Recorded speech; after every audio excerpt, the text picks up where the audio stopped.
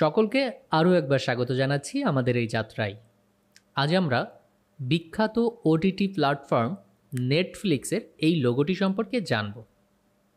হ্যাঁ, সাধারণ টেক্সট দিয়ে তৈরি হলেও একটু খেয়াল করে দেখবেন যে এখানে ছোট্ট একটু কাজ করা রয়েছে। যেই ট্রিক্সটা আজ আমরা শিখতে চলেছি, যে কিভাবে বটম বা টপ থেকে এইভাবে ভিতরের দিকে কার্ভ করা যায়।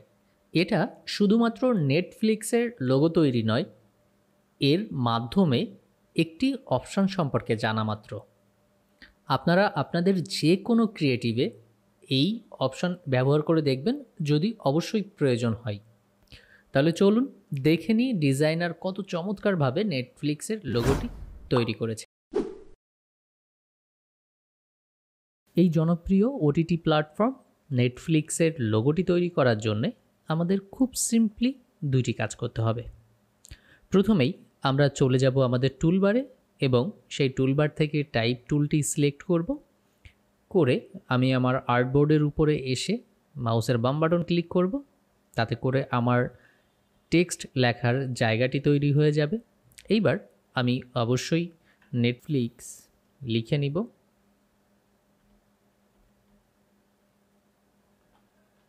ওকে, কিবোর্ড থেকে শিফট আর অল্টার প্রেস করে ধরে রেখে মাউসের বাম বাটন ধরে আমি জাস্ট একটু টান দিলাম। তাতে করে হলো কি, আমার টেক্সটটা একটু বড় করে নিলাম। ওকে, আপনি যদি মনে করেন যে এই ফন্টে আপনি সন্তুষ্ট, তাহলে এটাই থাকবে। আর আপনি যদি মনে করেন যে না, আমি একটু বেটার ফন্ট খুঁজতে চাই, তাহলে আপনি চলে যাবেন কন্ট্রোল প্যানেলে এবং এখান থেকে এই যে আমাদের ফন্টের বক্সটি রয়েছে, এই ড্রপডাউনে ক্লিক করার পরে আপনি আপনার পছন্দ মতো ফন্ট বেছে নিতে পারেন।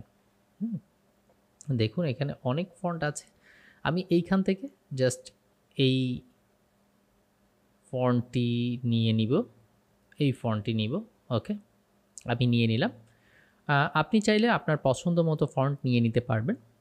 আমাদের প্রধান উদ্দেশ্য হলো যে আমাদের ডান পাশে থাকা নেটফ্লিক্সের যে লোগোটি রয়েছে, এটির টপ যে জায়গাটা রয়েছে, টপ এরিয়াটা সেখানে সমান থাকলেও নিচের বটম যে এরিয়াটি রয়েছে, এই যে নিচে, এইখান থেকে কিছুটা উপরের দিকে ওভাল আকারে উঠে গেছে।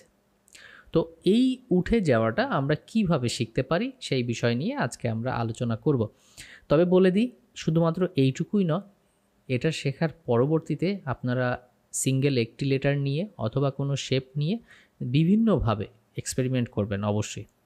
তাহলে চলুন, প্রথম ধাপ শেষ, দ্বিতীয় ধাপে আমরা কোনো ধরনের পরিবর্তন ছাড়াই চলে যাব আমাদের কন্ট্রোল প্যানেলে এবং কন্ট্রোল প্যানেলের শেষের দিকে আমরা দেখব যে মেক এনভেলপ রয়েছে, অর্থাৎ ছোট্ট একটি আইকন। এই আইকনটির উপরে আমরা একটি ক্লিক করার সাথে সাথে আমাদের সামনে একটি ডায়লগ বক্স চলে আসবে। তো আমরা এখানে ক্লিক করলাম, আমাদের এখানে একটি ডায়লগ বক্স চলে আসলো ওয়ার্প অপশানের। এইবার আমাকে চয়েস করে নিতে হবে যে আমি কোনটা চাই। একটু খেয়াল করে দেখুন, এই আর্কের উপরে আমি ড্রপডাউনে ক্লিক করছি। এখানে জাস্ট সেকেন্ড আইকনটিকে একটু খেয়াল করে দেখুন। সেকেন্ড আইকন, উপরের অংশ সমান এবং নিচের অংশ নিচের দিকে কার্ভ, অর্থাৎ আমাদের উপরের অংশ তো সমান, এটা তো পেয়েছি, আর নিচের অংশটা এডিটেবল, অর্থাৎ এটাকে ভিতরের দিকে বা বাইরের দিকে নিয়ে আসা যাবে। তো আমরা আর্ক লোয়ারে ক্লিক করলাম। ওকে, ক্লিক করার সাথে সাথে দেখুন কিঞ্চিত পরিমাণ তো রেডি হয়ে গেছে। এখন মূল কথা যে আপনাদের যখন আপনাদের সামনে আসবে তখন এইভাবে থাকবে, এইভাবে থাকবে, কারণ আইকনটাই এরকম এইভাবে থাকবে।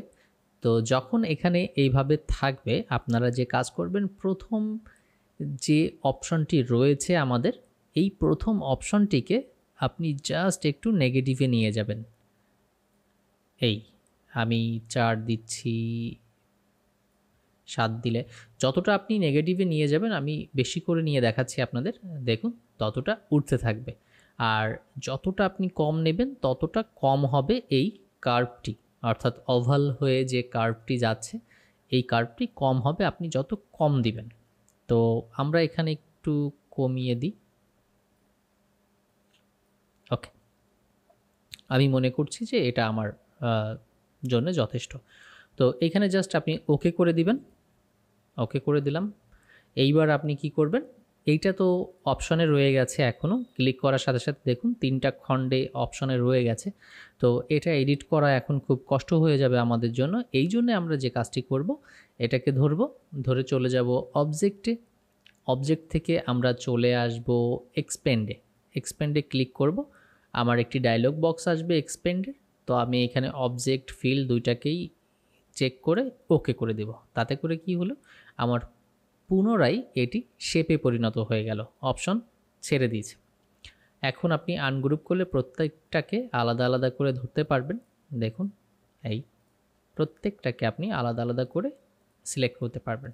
ওকে, আমি টোটালটাকে সিলেক্ট করলাম, চলে যাচ্ছি কিবোর্ডে আইড্রপার টুল, এবং এখান থেকে আমি আমার প্রয়োজনীয় কালারটি ক্লিক করে দিয়ে নিলাম। ব্যাস, কমপ্লিট আমাদের নেটফ্লিক্সের লোগো। আশা করি এই লোগো তৈরিতে যে ট্রিক্স ডিজাইনার ব্যবহার করেছে বা যে অপশন ব্যবহার করেছে সেটা আপনাদের ভালো লেগেছে। আপনারাও ঠিক এইভাবে প্র্যাকটিস করবেন আপনাদের ক্রিয়েটিভের সাথে, আর সাথে করে অবশ্যই আমাদেরকে সাপোর্ট করবেন। হ্যাঁ, আমরা একদিন পর পর আমাদের ইলাস্ট্রেটরের কোর্সের ভিডিও দিচ্ছি, এবং তার মাঝে আমরা অনুশীলনের জন্য ঠিক এই ধরনের টিউটোরিয়াল বা ভিডিওগুলি আমরা আপলোড করছি।